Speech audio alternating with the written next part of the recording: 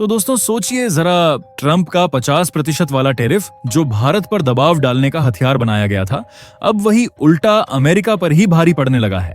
वजह यह है कि जिन देशों से ट्रंप को समर्थन की उम्मीद थी, वही अब भारत के साथ खड़े दिखाई दे रहे हैं। ये बात और भी हैरान करती है कि नेटो जैसा सैन्य गठबंधन, जो आम तौर पर ट्रेड या इकोनॉमिक विवादों में चुप्पी साध लेता है, इस बार खुलकर मैदान में उतर आया है। नेटो के senior advisor F Crystal Kaur ने तो सीधे सीधे ट्रंप की नीति को आर्म ट्विस्टिंग कहा और साफ कर दिया कि भारत जैसे देश दबाव में आने वाले नहीं हैं। उनका बयान इतना सख्त था कि व्हाइट हाउस तक उसकी गूंज सुनाई देने लगी। कौर ने साफ कहा, यह कदम सिर्फ भारत अमेरिका रिश्तों में दरार डालेगा और सबसे बड़ा खतरा यह है कि इससे भारत और रूस की दोस्ती और मजबूत होगी। यानी ट्रंप का यह कदम न सिर्फ आर्थिक गलती है, बल्कि सामरिक तौर पर भी अमेरिका को कमजोर कर रहा है। इंडो पैसिफिक में जहां पश्चिमी गठबंधन को मजबूत दिखना चाहिए था, वहीं अब दरारें साफ नजर आ रही हैं और यही असल में अमेरिका की हार है। तो आखिरकार ये पूरी डेवलपमेंट क्या है, चलिए इसे थोड़ा गहराई से समझते हैं। लेकिन उससे पहले अगर आप वीडियो देख ही रहे हो तो बस 1 सेकंड निकालकर लाइक बटन दबा दो और चैनल को सब्सक्राइब कर लो। आपके लिए 1 सेकंड होगा, लेकिन हमारे लिए बहुत बड़ी मदद है। तो दोस्तों, वो कहते हैं ना, राजनीति में कभी कभी ऐसे मोड़ आते हैं जो सबकी सोच पलट देते हैं। नाटो का हालिया बयान भी वैसा ही है। ये सिर्फ चौंकाने वाला नहीं, बल्कि भारत के लिए बड़ा मौका लेकर आया है। अब तस्वीर ये है कि सिर्फ रूस, चीन, ब्राजील या इजराइल ही नहीं, बल्कि पूरा यूरोप का शक्तिशाली सैन्य और राजनीतिक समूह भी भारत के पक्ष में खड़ा दिखाई देने लगा है। ये सीधा संदेश ट्रंप तक पहुंच रहा है, दुनिया अब एक तरफा फैसलों पर नहीं चलने वाली। इसी बीच डेनमार्क के भारत स्थित राजदूत क्रिस्टेशन ने ट्रंप के उस डेड इकोनॉमी वाले तंज को जड़ से नकार दिया। उनका कहना है कि भारत किसी भी तरह कमजोर या थकी हुई अर्थव्यवस्था नहीं है, बल्कि आज की तारीख में दुनिया की सबसे तेजी से बढ़ती ताकत है। यूरोप के नजरिए से देखें तो भारत निवेश और व्यापार का सबसे भरोसेमंद ठिकाना है। क्रिस्टेशन ने साफ सवाल खड़ा किया, अगर भारत कमजोर होता तो आखिर यूरोप और डेनमार्क यहां अरबों डॉलर लगाने का जोखिम क्यों उठाते? यही वजह है कि यूरोपीय यूनियन और भारत के बीच फ्री ट्रेड एग्रीमेंट पर बातचीत तेजी से आगे बढ़ रही है। ये डील दोनों के लिए गेम चेंजर साबित हो सकती है। क्रिस्टेशन ने एक और बात साफ कही, यूरोप में समझौते हमेशा भरोसे और पारदर्शिता पर होते हैं, न कि धमकी या दबाव पर। और यही बात ट्रंप की नीति से बिल्कुल उलट है। यूरोप का असली संदेश यही है कि बड़े देश छोटे देशों पर अपनी शर्तें थोपने का हक नहीं रखते। सोचिए, दुनिया जब भारत के साथ खड़ी नजर आ रही है, उसी बीच नई दिल्ली ने ऐसा फैसला लिया जिसने अमेरिका को भीतर तक चौंका दिया। महीनों से दबाव बनाया जा रहा था कि भारत अपनी जमीन विदेशी जेनेटिकली मॉडिफाइड बीजों के लिए खोल दे, लेकिन अचानक भारत ने पूरा दरवाजा ही बंद कर दिया। असल में ट्रंप सरकार की चाहत थी कि जीएम कॉर्न और सोयाबीन जैसे उत्पाद भारत में उतरें। शुरुआत में भारत ने साफ कहा था, खाने की थाली में ऐसी फसलों की कोई जगह नहीं। बाद में बस सीमित पैमाने पर गैर खाद्य उपयोग पर बात हुई। लेकिन खेल पलटा तब जब ट्रंप ने 50% टैरिफ थोपने का ऐलान कर दिया और भारतीय अर्थव्यवस्था को डेड इकोनॉमी कहकर नीचा दिखाने की कोशिश की। उसी पल भारत ने बगैर किसी शोर के कदम उठा लिया। नीति आयोग ने वेबसाइट से पूरा प्रस्ताव हटा दिया और बातचीत यहीं खत्म कर दी। यही था भारत का सीधा पलटवार। दिलचस्प बात यह है कि यह फैसला सिर्फ अमेरिका के खिलाफ जवाबी वार नहीं था। इसके पीछे देश के भीतर से उठती आवाजें भी थीं। किसान संगठन, स्वदेशी मंच और कई सामाजिक समूह लगातार कह रहे थे कि जीएम बीज किसानों की रोजी, हमारी खाद्य सुरक्षा और पर्यावरण तीनों के लिए खतरा है। प्रधानमंत्री मोदी पहले ही साफ कर चुके थे कि किसानों, मछुआरों और डेयरी क्षेत्र की भलाई से समझौता नहीं होगा, चाहे इसकी कितनी भी बड़ी कीमत क्यों न चुकानी पड़े। इसलिए जीएम फसलों पर बातचीत रोकना दरअसल एक ठोस राजनीतिक संदेश था, जो सीधे किसानों के पक्ष में खड़ा दिखा। अमेरिका पर यह वार सीधा भी था और गहरा भी। दबाव डालकर फैसले करवाने की उनकी चाल यहां पूरी तरह बेअसर हो गई। ऊपर से खेती के कारोबार में भारत का पलड़ा वैसे ही भारी है। बीते 2 दशकों में भारत ने जो अनाज और कृषि उत्पाद अमेरिका को बेचे हैं, उनकी मात्रा कई गुना बढ़ चुकी है, जबकि अमेरिकी सामान उतना भारत में जगह नहीं बना पाया। साफ है, मैदान में बढ़त भारत के पास है। ट्रंप ने जो नए टैरिफ लगाए, उनका असर भारत को रोकने की बजाय और दृढ़ बनाने वाला साबित हुआ। यही कारण है कि अब अमेरिका को केवल एशिया से नहीं, बल्कि यूरोप से भी कड़ा विरोध सुनना पड़ रहा है। नाटो देशों का रुख साफ है, व्यापार ताकत के जोर पर नहीं, बल्कि तय नियमों पर होना चाहिए।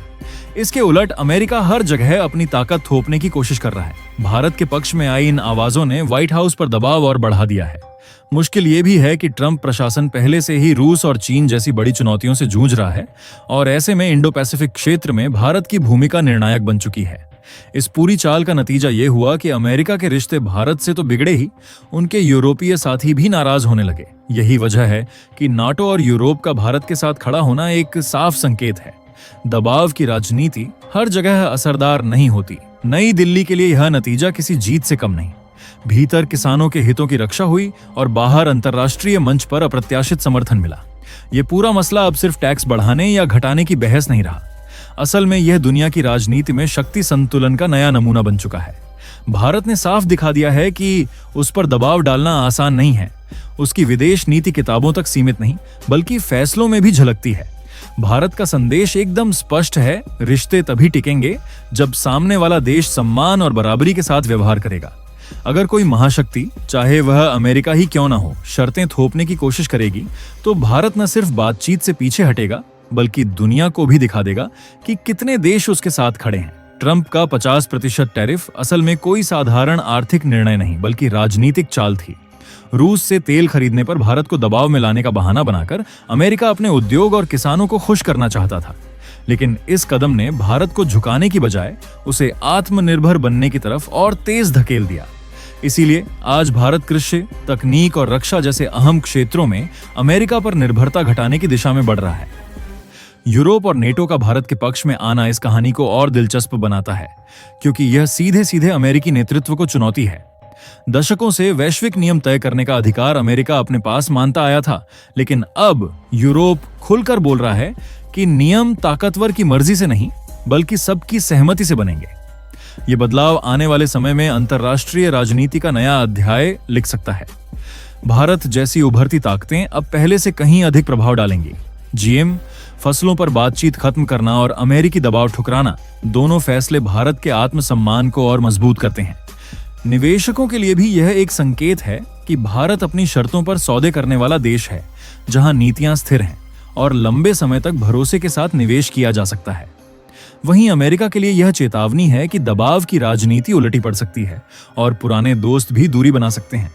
अगर अमेरिका ने अपना रुख नहीं बदला तो भारत का झुकाव यूरोप, एशिया और ग्लोबल साउथ की तरफ और बढ़ेगा। इसका असर सिर्फ भारत अमेरिका रिश्तों पर नहीं, बल्कि इंडो पैसिफिक रणनीति पर भी पड़ेगा।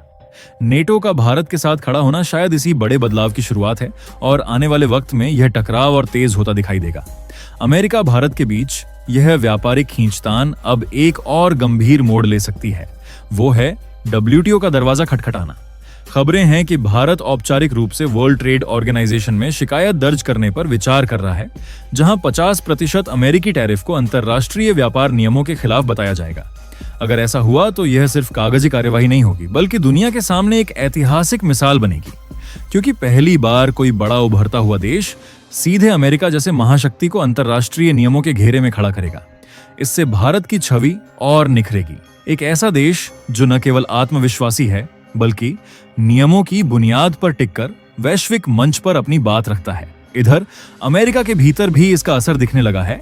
किसान संगठन और बड़े कृषि निर्यातक अब खुले तौर पर ट्रंप प्रशासन से कह रहे हैं कि भारत से टकराव लंबे वक्त में अमेरिका के लिए घाटे का सौदा साबित होगा। वजह साफ है, भारत किसी भी छोटे बाजार की तरह नहीं, बल्कि एक विशाल उपभोक्ता शक्ति है। दिलचस्प बात यह है कि अमेरिकी मीडिया और कई बड़े थिंक टैंक भी मानने लगे हैं कि भारत को डेड इकोनॉमी कहना ट्रंप की सबसे बड़ी रणनीतिक भूल थी। इसका नतीजा ये निकला कि न सिर्फ अमेरिका की कूटनीतिक साख पर सवाल खड़े हुए, बल्कि यह धारणा भी मजबूत हो गई कि ट्रंप की विदेश नीति भावनाओं पर ज्यादा और गहरी समझ पर कम टिकी है। बाकी दोस्तों, आप लोगों का इस पूरे मुद्दे पर क्या कहना है, नीचे कमेंट करके जरूर बताएं। और दोस्तों, ये थी आज की बड़ी खबर, जो काफी रिसर्च और मेहनत के बाद हमने आपके सामने रखी है। तो अगर आप हमारी मेहनत को सपोर्ट करना चाहो तो वीडियो को लाइक और चैनल को सब्सक्राइब करके अपने दोस्तों से शेयर कर दें, ताकि उन्हें भी ये जानकारी मिल सके। जय श्री राम।